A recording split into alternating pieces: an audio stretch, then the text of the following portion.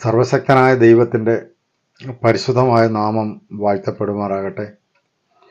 Video ശ്രദ്ധിക്കുന്ന സൗരസൗരന്മാർക്ക് കർത്താവായ യേശുവിൻ്റെ നാമത്തിൽ ഞാൻ സ്നേഹവന്ദനം പറയുന്നു. ഇന്ന് ഞാൻ നിങ്ങളോട് പങ്കുവയ്ക്കുവാൻ ആഗ്രഹിക്കുന്ന വിഷയം എന്ന് പറയുന്നത്, എല്ലാ മനുഷ്യരും തന്നെ ജോലി ചെയ്യുന്നവരാണ്, അധ്വാനിക്കുന്നവരാണ്. അവരവരുടെ പ്രാപ്തിക്കനുസരിച്ച് അവർക്ക് ലഭിക്കുന്ന ജോലി ചെയ്യുവാൻ എല്ലാവരും തയ്യാറാണെന്നുള്ളതാണ്. എല്ലാവരും ജോലി ചെയ്ത് ജീവിക്കുന്നവരാണ്. അത് ജാതി മത വ്യത്യാസമന്യേ എല്ലാവരും ജോലി ചെയ്യുന്നവരാണ്. എന്നാൽ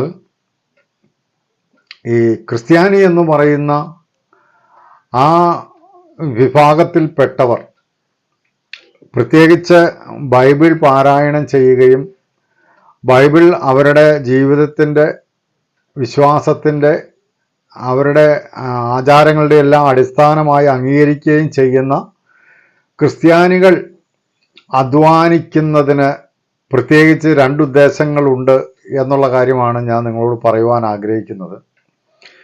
സാധാരണ എല്ലാ മനുഷ്യരും അധ്വാനിക്കുന്നതിന് ഒരു ഉദ്ദേശം മാത്രമേ ഉള്ളൂ. അതെന്താണെന്ന് ചോദിച്ചു കഴിഞ്ഞാൽ, സ്വന്തം ആവശ്യങ്ങളും സ്വന്തം കുടുംബത്തിൻ്റെ ആവശ്യങ്ങളും നിറവേറ്റി കുടുംബത്തെ നന്നായി ഭരിച്ച് കുടുംബത്തിൻ്റെ ആവശ്യങ്ങൾ നിറവേറ്റി, അല്ലെങ്കിൽ അവരുടെ ഉത്തരവാദിത്തങ്ങൾ നിറവേറ്റി ജീവസന്ധാരണത്തിന് ആവശ്യമായ വരുമാനമാർഗം കണ്ടെത്തുക എന്നുള്ള ലക്ഷ്യത്തോടെയാണ് എല്ലാവരും ജോലി ചെയ്യുന്നത്. അതിന് വേദപുസ്തകം പറയുന്നത് പല രീതിയിൽ പറയുന്നുണ്ട്. അമ്മയപ്പന്മാർ മക്കൾക്ക് വേണ്ടിയിട്ടല്ലയോ ചരുതിച്ചു വയ്ക്കുന്നത്. അതായത് മക്കൾക്ക് ആവശ്യമുള്ള കാര്യങ്ങൾ കരുതി വയ്ക്കുവാൻ, അല്ലെങ്കിൽ അവരുടെ ആവശ്യങ്ങൾ നിറവേറ്റുവാനുള്ള സാമ്പത്തികമായ കാര്യങ്ങൾ കണ്ടെത്തുവാനുള്ള ഉത്തരവാദിത്വം അമ്മയപ്പന്മാർക്കാണ് എന്നാണ് പൗലോസ് അപ്പോസ്തലൻ പറയുന്നത്. അതുപോലെ പൗലോസ് അപ്പോസ്തലൻ 1 തെസ്സലോനിക്ക ലേഖനത്തിലും 2 തെസ്സലോനിക്ക ലേഖനത്തിലും പറയുന്ന കാര്യമുണ്ട്. സാവധാനത്തോടെ വേല ചെയ്യണമെന്നും, അതുപോലെ തന്നെ സ്വന്തം കാര്യം, സ്വന്തം കുടുംബം നന്നായി ഭരിക്കുന്നതിന് വേണ്ടി അധ്വാനിക്കുകയും ചെയ്യണം എന്നാണ് പൗലോസ് അപ്പോസ്തലൻ പറയുന്നത്. അപ്പോൾ കുടുംബത്തിൻ്റെ ആവശ്യങ്ങൾക്ക് വേണ്ടി, കുഞ്ഞുങ്ങളുടെ ആവശ്യങ്ങൾക്ക് വേണ്ടി, സ്വന്തം ആവശ്യങ്ങൾക്ക് വേണ്ടി മനുഷ്യൻ അധ്വാനിക്കുന്നു. അവന് ലഭിക്കുന്ന അധ്വാന ഫലം കൊണ്ട് അവൻ അവൻ്റെ ആവശ്യങ്ങളെല്ലാം നിറവേറ്റുന്നു. ഇതാണ് എല്ലാ മനുഷ്യരും ചെയ്തു വരുന്ന കാര്യം. ചിലർക്ക് ജോലി പ്രൈവറ്റ് ജോലി ആവാം, ചിലർക്ക് സർക്കാർ ജോലി ആവാം, ചിലർക്ക് കൂലിപ്പണിയാവാം, ചിലർ വാഹനം ഓടിക്കുന്ന ഏത് തൊഴിലും ആയിക്കോട്ടെ, ആ തൊഴിലെല്ലാം ചെയ്യുന്നവരുടെ പിന്നിലുള്ള ആഗ്രഹം അല്ലെങ്കിൽ ഉദ്ദേശം എന്ന് പറയുന്നത് ഈ സ്വന്തമായ ഉത്തരവാദിത്തങ്ങൾ നിർവഹിക്കണം, അല്ലെങ്കിൽ കുടുംബത്തിൻ്റെ ആവശ്യങ്ങൾ നിറവേറ്റണം, അതല്ലെങ്കിൽ കുഞ്ഞുങ്ങളുടെ ആവശ്യങ്ങൾ നിറവേറ്റണം എന്നുള്ള ലക്ഷ്യത്തോടെ മാത്രമാണ് അധ്വാനിക്കുന്നത്. എന്നാൽ ക്രിസ്ത്യാനി എന്ന് പറയുന്നവർ അധ്വാനിക്കേണ്ടത് 2 ഉദ്ദേശത്തോടു കൂടിയാണ്. അത് ഏത് ക്രിസ്ത്യാനിയാണെങ്കിലും അവർക്ക് ദൈവം നൽകിയിരിക്കുന്ന ഈ പ്രമാണം അവർക്ക് ബാധകമാണെങ്കിൽ അവർ 2 ഉദ്ദേശത്തോടു കൂടി അധ്വാനിക്കേണ്ടതുണ്ടെന്നാണ് വേദപുസ്തകം പറയുന്നത്. അതിൽ ഒരു കാര്യം ഞാൻ നിങ്ങളോട് പറഞ്ഞു കഴിഞ്ഞു. അതായത് സ്വന്തം ആവശ്യത്തിനും മക്കളുടെ ആവശ്യത്തിനും കുടുംബത്തിൻ്റെ ആവശ്യങ്ങൾക്കും വേണ്ടിയിട്ടാണ് അധ്വാനിക്കുന്നത്. അതാണ് ഒരു ഉദ്ദേശം. ചിലരിങ്ങനെ പറഞ്ഞ് ഞാൻ കേട്ടിട്ടുണ്ട്, ഈ മക്കൾക്ക് വേണ്ടി അധ്വാനിക്കുന്നവർ മക്കൾ പഠിച്ച് ജോലി വാങ്ങിച്ച് അല്ലെങ്കിൽ വിദേശത്ത് പോയി ധനം സമ്പാദിക്കാൻ തുടങ്ങിക്കഴിഞ്ഞാലും പിന്നെയും കാർന്നവന്മാർ അല്ലെങ്കിൽ മാതാപിതാക്കള് ഇതേ മക്കൾക്ക് വേണ്ടി വീണ്ടും ചരതിച്ച് വെക്കുന്നവരുണ്ട്. ചിലരോട് ഞാൻ ചോദിച്ചിട്ടുണ്ട്. അപ്പോൾ അവർ പറയണത് എങ്ങനെയാണ്, സഹോദര അല്ലെങ്കിൽ സഹോദരി അല്ലെങ്കിൽ സാറേ, നിങ്ങൾ എന്തിനാണ് ഇനി നിങ്ങൾ മക്കൾക്ക് വേണ്ടിയിട്ട് ഒരു കാലം വരെ നിങ്ങൾ അധ്വാനിച്ചല്ലോ, ഇനി നിങ്ങൾ എന്തിനാണ് അധ്വാനിക്കുന്നതെന്ന് ചോദിക്കുമ്പോൾ അവർ പറയും, ഞങ്ങൾ മക്കൾക്ക് വേണ്ടി തന്നെ അധ്വാനിക്കുന്നതെന്ന് പറയും. അപ്പം മരണം വരെ മക്കൾക്ക് വേണ്ടി അധ്വാനിക്കുകയും കരുതി വെക്കുകയും ചെയ്യുന്ന മാതാപിതാക്കളാണ് നമുക്ക് കാണാൻ കഴിയുന്നത്. അപ്പോൾ ഞാൻ പറയുന്നത് അങ്ങനെയൊന്നും ചെയ്യണ്ടെന്നല്ല ഞാൻ പറയുന്നത്. അപ്പോൾ ഞാൻ പറയുന്നത് അതെല്ലാ മതത്തിൽപ്പെട്ടവരുടെയും എല്ലാ മനുഷ്യരുടെയും ഉദ്ദേശമാണ് മക്കൾക്ക് വേണ്ടി കരുതുക, കുടുംബത്തിൻ്റെ ആവശ്യങ്ങൾ നിറവേറ്റുക എന്നുള്ളതൊക്കെ. എന്നാൽ ക്രിസ്ത്യാനിയെ സംബന്ധിച്ച് പൗലോസ് അപ്പോസ്തലൻ പറയുന്ന ഒരു കാര്യമുണ്ട്. അത് എഫെസ്യ ലേഖനം 4-ാം അധ്യായത്തിൽ നിന്ന് ഞാനത് നിങ്ങളെ ശ്രദ്ധയിൽപ്പെടുത്താനായിട്ടാണ് ആഗ്രഹിക്കുന്നത്.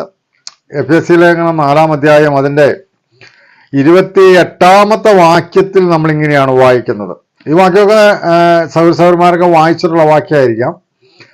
അവിടെ ഇങ്ങനെയാണ് നമ്മൾ വായിക്കുന്നത്: കള്ളൻ ഇനി കക്കാതെ മുട്ടുള്ളവന് ദാനം ചെയ്യുവാൻ ഉണ്ടാകേണ്ടതിന് കൈകൊണ്ട് നല്ലത് പ്രവർത്തിച്ച് അധ്വാനിക്കയത്രേ വേണ്ടത്. ഇവിടെ പൗലോസ് അപ്പോസ്തലൻ പറയുന്നത് ഇങ്ങനെയാണ്: നമ്മൾ യേശുക്രിസ്തു ഒരിക്കലും ഇങ്ങനെ പറഞ്ഞു, പുഴുവും തുരുമ്പും കെടുക്കുകയും കള്ളന്മാർ തുരന്ന് മോഷ്ടിക്കുകയും ചെയ്യുന്ന ഈ ഭൂമിയിൽ നിങ്ങൾ നിക്ഷേപം സ്വരൂപിക്കരുത് എന്ന് യേശുക്രിസ്തു പറഞ്ഞു. ഇവിടെ പൗലോസ് അപ്പോസ്തലൻ പറയുന്നതും അതേ ആശയത്തിലാണ്. കള്ളൻ ഇനി കൊണ്ടുപോകാതെ അല്ലെങ്കിൽ കള്ളൻ ഇനി കക്കാതെ മുട്ടുള്ളവർക്ക് ദാനം ചെയ്യാൻ ഉണ്ടാകേണ്ടതിന് കൈകൊണ്ട് നല്ല ജോലി ചെയ്ത് അല്ലെങ്കിൽ നല്ലത് പ്രവർത്തിച്ച് അധ്വാനിക്കുക എത്രേ വേണ്ടത് എന്നാണ് പറയുന്നത്. ഇതാണ് രണ്ടാമത്തെ ഉദ്ദേശം. ഒരു ക്രിസ്ത്യാനിയെ സംബന്ധിച്ച് രണ്ടാമത്തെ ഉദ്ദേശം. ഒന്നാമത്തെ ഉദ്ദേശം സ്വന്തം കാര്യത്തിനും സ്വന്തം കുടുംബത്തിനും സ്വന്തം തലമുറയ്ക്കും വേണ്ടി അധ്വാനിക്കുക എന്നുള്ളതാണ് ഒരു ഉദ്ദേശം. ഇത് രണ്ടാമത്തെ ഉദ്ദേശമാണ്. രണ്ടാമത്തെ ഉദ്ദേശം എന്ന് പറയുന്നത് എന്താ പൗലോസ് പറഞ്ഞെന്നറിയോ? മുട്ടുള്ളവന് ദാനം ചെയ്യുവാൻ ഉണ്ടാകേണ്ടതിന് കൈകൊണ്ട് നല്ലത് പ്രവർത്തിച്ച് അധ്വാനിക്കണം എന്നാണ് പറഞ്ഞത്. ഈ പൗലോസ് അപ്പോസ്തലൻ ഇത് പറഞ്ഞിട്ട് പൗലോസ് അപ്പോസ്തലൻ ഇതിനൊരു മാതൃകാ പുരുഷനാണ്.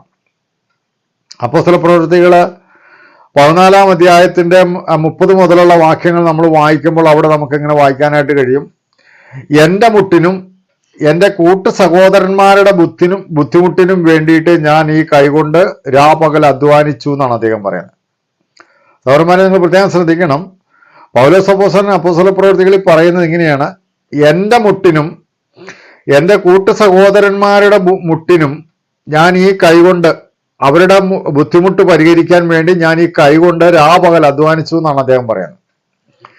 അതുകൊണ്ടാണ് അദ്ദേഹം എഫെസ്യ ലേഖനത്തിൽ ക്രിസ്ത്യാനികളോട് ഇങ്ങനെ പറഞ്ഞത്: കള്ളൻ കട്ടുകൊണ്ട് പോകത്തക്കവണ്ണം നിങ്ങൾ പണം സമ്പാദിച്ചു വെക്കാതെ, സമ്പത്ത് സ്വരൂപിച്ചു വെക്കാതെ, മുട്ടുള്ളവന് ദാനം ചെയ്യാൻ ഉണ്ടാകേണ്ടതിന് കൈകൊണ്ട് നല്ലത് പ്രവർത്തിച്ച് അധ്വാനിക്കണം. നിങ്ങളത് ശ്രദ്ധിച്ചിട്ടുണ്ടോ എന്ന് എനിക്കറിയത്തില്ല. അതായത് പൗലോസ് പറയുന്നത് എങ്ങനെയാണ്: മറ്റൊരുത്തന്റെ മുട്ട് തീർക്കാൻ വേണ്ടി നമ്മളോട് അധ്വാനിക്കാനാണ് പറയുന്നത്.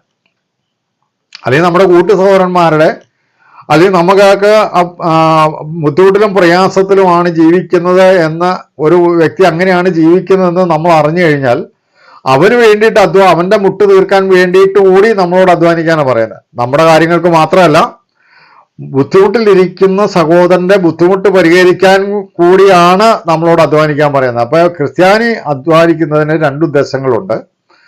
ഒന്ന്, സ്വന്തം കാര്യം നോക്കുക എന്നുള്ളത് മാത്രമല്ല, മറ്റുള്ളവന്റെ കാര്യം കൂടി നോക്കണം എന്നാണ് പൗലോസ് അപ്പോസ്തലൻ പറയുന്നത്. അതിനു വേണ്ടിയിട്ട് അധ്വാനിക്കണം. അത് കൊരിന്ത്യ ലേഖനത്തിലും ഫിലിപ്പിയ ലേഖനത്തിലും പൗലോസ് മറ്റൊരു രീതിയിൽ അത് പറഞ്ഞിട്ടുണ്ട്. ഒരുത്തൻ സ്വന്തം ഗുണമല്ല മറ്റുള്ളവന്റെ ഗുണവും കൂടി നോക്കണം എന്ന് പറഞ്ഞിട്ടുണ്ട്. അപ്പൊ പ്രിയ സഹോദരന്മാരെ, ഞാനിങ്ങനെ പറയട്ടെ, എല്ലാവരും അധ്വാനിക്കുന്നു. അവരുടെ വരുമാനം കൊണ്ട് അവരുടെ ഉത്തരവാദിത്തങ്ങളെ നിറവേറ്റി, തലമുറയ്ക്ക് വേണ്ടി കരുതി, മക്കൾക്ക് വേണ്ടി കരുതി, അവരുടെ ആവശ്യങ്ങൾക്ക് വേണ്ടി കരുതി ചെലവഴിച്ച് ഇങ്ങനെ ജീവിച്ചു പോകുമ്പോൾ ക്രിസ്ത്യാനിയാകുന്ന നമ്മെ സംബന്ധിച്ച് നമ്മുടെ അധ്വാനത്തിന് 2 ഉദ്ദേശമുണ്ട്. ഒന്ന്, നമ്മുടെ ആവശ്യങ്ങൾ നിറവേറ്റുക എന്നുള്ളതും, മറ്റൊന്ന് ബുദ്ധിമുട്ടിലും പ്രയാസത്തിലുമായിരിക്കുന്നവർക്ക് വേണ്ടിയിട്ട് അവർക്ക് ദാനം ചെയ്യാനുണ്ടാകേണ്ടതിന് നമ്മളോട് അധ്വാനിക്കാനാണ് പറയുന്നത്. ഇതാണ് 2ാമത്തെ ഉദ്ദേശം എന്ന് പറയുന്നത്. അപ്പോൾ ആശയം നിങ്ങൾക്ക് പിടികിട്ടിയെന്ന് ഞാൻ വിചാരിക്കുകയാണ്. അതുകൊണ്ട് ഞാൻ വീഡിയോ അവസാനിപ്പിക്കുന്നു. ഈ വേദപുസ്തകത്തിൽ എഴുതിയിരിക്കുന്ന കാര്യങ്ങളെല്ലാം നമ്മൾ ശ്രദ്ധാപൂർവം പഠിച്ചു കഴിഞ്ഞാൽ യേശുക്രിസ്തു പറഞ്ഞതുപോലെ സ്വർഗരാജ്യം നിങ്ങളുടെ ഇടയിൽ ഉണ്ടല്ലോ എന്ന് പറഞ്ഞതുപോലെ തന്നെ എത്ര സ്വർഗരാജ്യ വ്യവസ്ഥതയുള്ള ഒരു ജീവിതം നമ്മുടെ ഇടയിൽ ഉണ്ടാകും എന്നുള്ളത് കാര്യം തർക്കമില്ലാത്തതാണ്. അപ്പോൾ അതുകൊണ്ട് വീഡിയോ ശ്രദ്ധിക്കുന്ന നിങ്ങളോട് ഞാൻ പറയട്ടെ, വേദപുസ്തകത്തിൽ എഴുതിയിരിക്കുന്ന പ്രമാണങ്ങൾക്കനുസരിച്ച് ജീവിക്കുവാൻ നമുക്ക് ദൈവത്തിൽ ആശ്രയിച്ചുകൊണ്ട് ദൈവഗത പ്രകാരം ജീവിക്കുവാൻ ദൈവമായ കർത്താവ് നമുക്ക് എല്ലാവർക്കും ഇടയാക്കട്ടെ എന്ന് ആഗ്രഹിച്ചും പ്രാർത്ഥിച്ചും കൊണ്ട് ഞാൻ ഈ വീഡിയോ അവസാനിപ്പിക്കുകയാണ്. ദൈവം അനുവദിക്കുന്ന പക്ഷം ഇനി നമുക്ക് മറ്റൊരു വീഡിയോയിൽ വീണ്ടും കാണാം. എല്ലാവരെയും ദൈവം അനുഗ്രഹിക്കട്ടെ.